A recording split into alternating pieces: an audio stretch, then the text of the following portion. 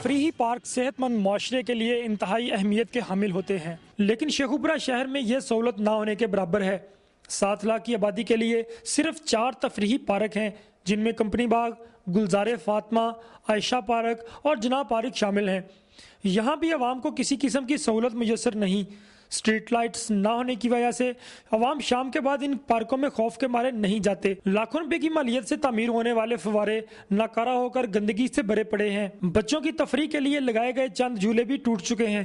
ان پارکوں کی تزئین و آرائش کے لیے اب بھی کوٹیشنز کے ذریعے لاکھوں روپے نکلوائے جا رہے ہیں، لیکن یہاں سٹنگ پوائنٹس، باتھ روم اور پینے کے پانی سے بھی شہری محروم ہیں۔ عرصہ دراز سے ان پارکوں میں نئے پودے نہیں لگائے گئے۔ ذرائع کے مطابق ان پارکوں میں 50 سے زائد مالی تعینات ہیں، لیکن وہ پودوں کی دیکھ بھال کی بجائے آفیسران کے گھروں میں کام کر رہے ہیں۔ ستم ظریفی یہ ہے کہ پابندی کے باوجود تحصیل ناظم، نائب تحصیل ناظم اور ٹی ایم او ان پارکوں میں شادی کی تقریبات کی اجازت دے کر فی پروگرام 5 سے 8 ہزار روپے تک کما رہے ہیں، لیکن ان کی آبادکاری کے لیے ان افسران کی کوئی توجہ نہیں ہے۔ ٹی ایم اے کی طرف سے ان پارکوں کی تزئین و آرائش کے لیے گزشتہ 8 سالوں کے دوران 1 کروڑ سے زائد رقم مختص کی گئی، جو کمیشن اور کرپشن کی نظر ہو گئی۔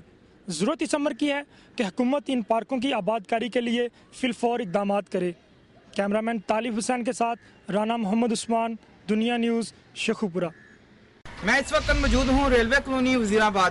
انگریز دور میں ریلوے ملازمین کی رہائش کے لیے بنائے گئے کوارٹر انتہائی ہستہ حالی اختیار کر چکے ہیں اور اب رہائش کے قابل نہیں رہے، لیکن ریلوے کے غریب کم آمدنی والے ملازمین ان کوارٹروں میں رہنے پر مجبور ہیں۔ آج کے اس ترقی یافتہ دور میں بھی یہ لوگ سوئی گیس، سیوریج اور پینے کے صاف پانی سے محروم ہیں۔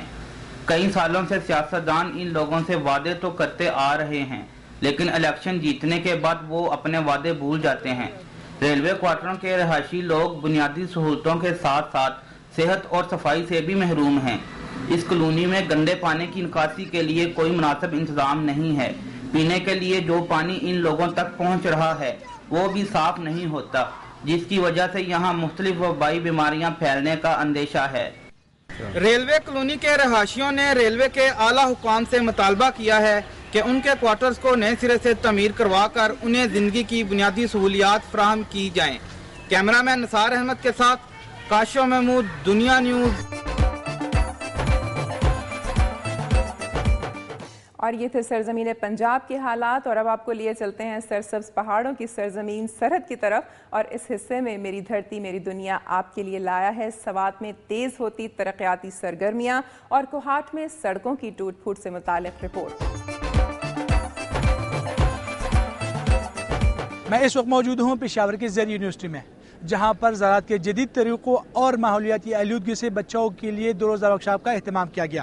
Institute of biotechnology, higher education commission اور برٹش کونسل کے تعاون سے شروع ہونے والی اس ورکشاپ میں زیر یونیورسٹی کے ماہرین اور اساتذہ سمیت طلبات کی کثیر تعداد نے شرکت کی۔ وائس چانسلر سید خان خلیل نے ورکشاپ کا افتتاح کیا، جس کے بعد سیشن شروع ہوئے۔ یونیورسٹی کے پوسٹ گریجویٹ طلباء کو زراعت کے جدید طریقوں اور ماحولیاتی آلودگی سے بچاؤ کے حوالے سے لیکچر دیے گئے۔ زیر یونیورسٹی کے وائس چانسلر سید خان خلیل نے اپنے خطاب میں کہا کہ میڈیسنل پلانٹیشن اہم شعبہ ہے، تاہم زراعت کی ترقی اور پیداوار میں اضافے کے ساتھ ساتھ ہمیں ماحولیاتی آلودگی پر بھی توجہ دینے کی ضرورت ہے۔ انہوں نے ورکشاپ کے انعقاد کو خوش آئند قرار دیتے ہوئے مستقبل میں بھی اس طرح کی تربیتی پروگرام کرانے پر زور دیا۔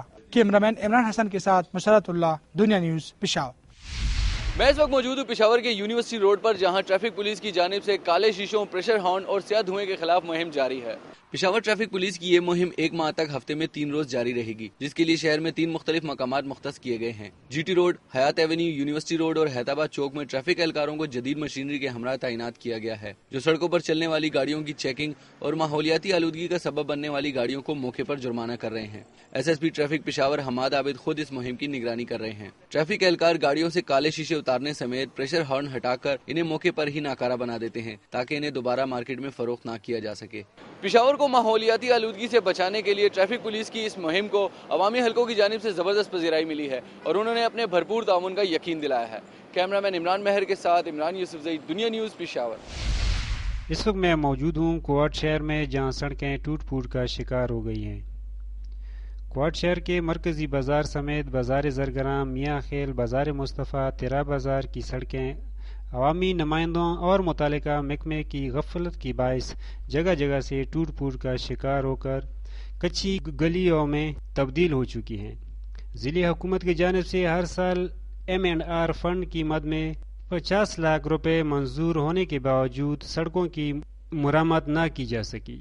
نکاسی آب کا بہتر انتظام نہ ہونے کے باعث دکانداروں نے جگہ جگہ پانی جمع کرنے کے لیے گڑھے کھودے ہیں اور پائپ لائن بچھانے کے لیے کی گئی کھدائی بھی سڑکوں کی ٹوٹ پھوٹ کی اہم وجہ ہے۔